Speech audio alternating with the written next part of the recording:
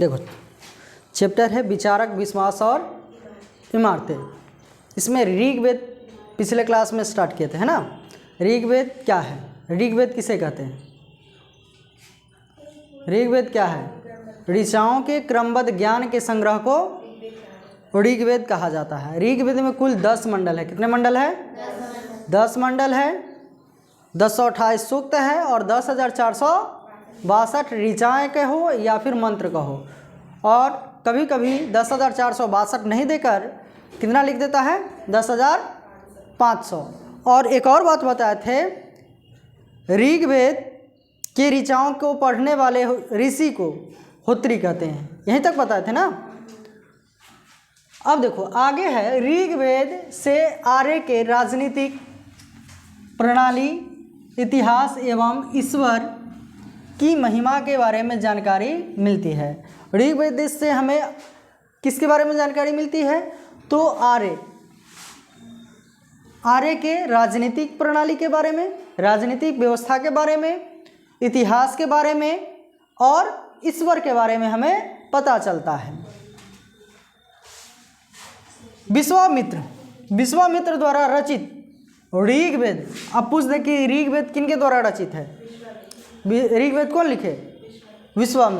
विश्वामित्र द्वारा रचित ऋग्वेद के तीसरे मंडल में सूर्य देवता सावित्री को समर्पित प्रसिद्ध गायत्री मंत्र है। गायत्री मंत्र जानते हो? नहीं। ओम भूर्भुवस्वः तत्सवितुर्वरेण्यं भर्गो देवस्य धीमहि धियो यो न प्रचोदयात्। यही है क्या? गायत्री मंत्र। और इसका उल्लेख जो है ऋग्वेद के तीसरे मंडल में है। किस मंडल में है? तीसरे मंडल में है। और ये जो मंत्र है ओम भूर्भुवस्वः, ये जो है किसको समर्पित है? तो सूर्य देवता को समर्पित है। किस देवता को? सूर्य देवता को समर्पित है। ऋग्वेद के 9वें मंडल में देवता सोम का उल्लेख है। ऋग्वेद के किस मंडल में देवता सोम का उल्लेख है? पूछ दिया जाए ऋग्वेद के किस मंडल में देवता सोम का उल्लेख है? 9वें मंडल में। और सोम जो है किसकी देवता? बताओ। सोम देवता का संबंध किससे?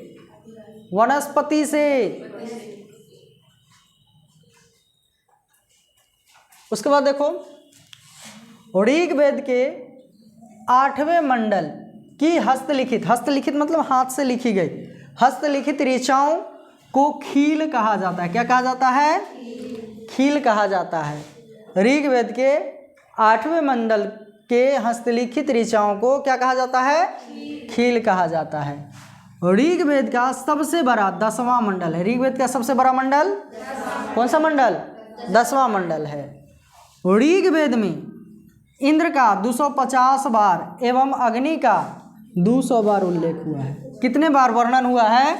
उल्लेख हुआ है। तो इंद्र का कितने बार? 250 बार और अग्नि का उल्लेख 200 बार हुआ है। ऋग्वैदिक काल या फिर ऋग्वेद में सरस्वती, गंगा, यमुना प्रमुख नदियां थी। प्रमुख नदी थी। ऋग्वेद की प्रमुख नदी का नाम बताओ। सरस्वती, गंगा, यमुना।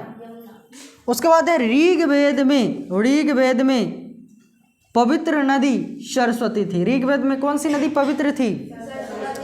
सरस्वती। इतना समझ में आया? कोई दिक्कत?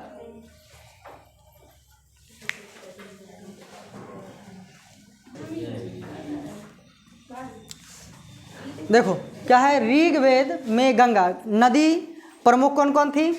सरस्वती, गंगा और यमुना। अब इसमें देखो ऋग्वेद में गंगा का उल्लेख एक बार हुआ है। पूछ दे कि ऋग्वेद में गंगा का उल्लेख कितने बार हुआ है? एक बार। ऋग्वेद में यमुना का उल्लेख 3 बार हुआ है। ऋग्वेद में यमुना का उल्लेख कितने बार? 3 बार वर्णन हुआ है। ऋग्वेद में सिंधु का उल्लेख सर्वाधिक बार, यानी सबसे ज्यादा बार किस नदी का उल्लेख? सिंधु का उल्लेख हुआ है। किसका? सिंधु का। अब ध्यान दो, वामनावतार के 3 पगों के आख्यान का प्राचीनतम स्रोत ऋग्वेद है।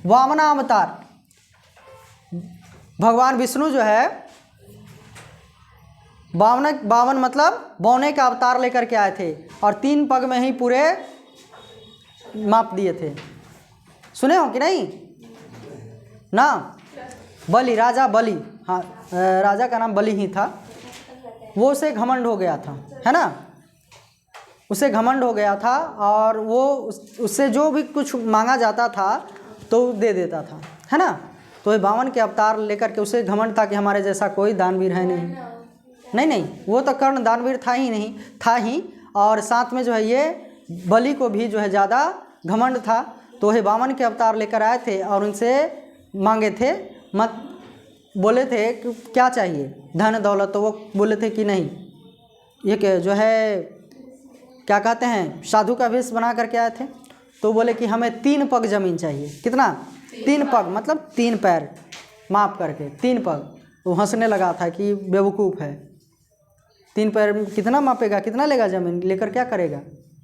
तो वो दिया था तो 3 पग में 3 पैर में ही पूरे आकाश पाताल धरती को माप दिए थे और वो पूरे जो है भिखारी बन गया बलि।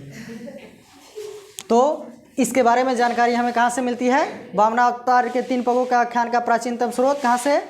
ऋग्वेद से ही हमें मिलता है। उसके बाद आता है, देखो वैदिक सभ्यता को हम लोग 2 भागों में बांटकर पढ़ते हैं। वैदिक सभ्यता को 2 भागों में बांटकर पढ़ते हैं, ऋग वैदिक काल और उत्तर वैदिक काल।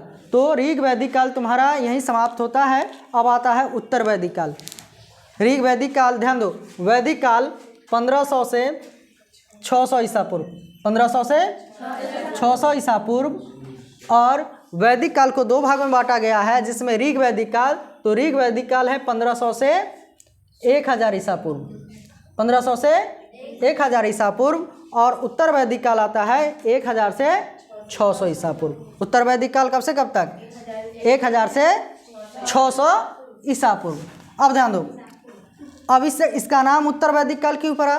तो 1000 ईसा पूर्व से 600 ईसा पूर्व के बीच यजुर्वेद, सामवेद, अथर्ववेद आदि वैदिक साहित्य की रचना हुई, अतः यह काल उत्तर वैदिक काल कहलाता है। और ऋग वैदिक काल में ऋग्वेद की रचना हुई 1500 से 1000 ईसा पूर्व के बीच, इसलिए उसे उत्तर ऋग वैदिक काल कहा जाता है। और इसमें 1000 से 600 ईसा पूर्व के बीच यजुर्वेद, सामवेद, अथर्ववेद आदि वैदिक साहित्य की रचना हुई, अतः यह काल कहलाता है उत्तर वैदिक काल।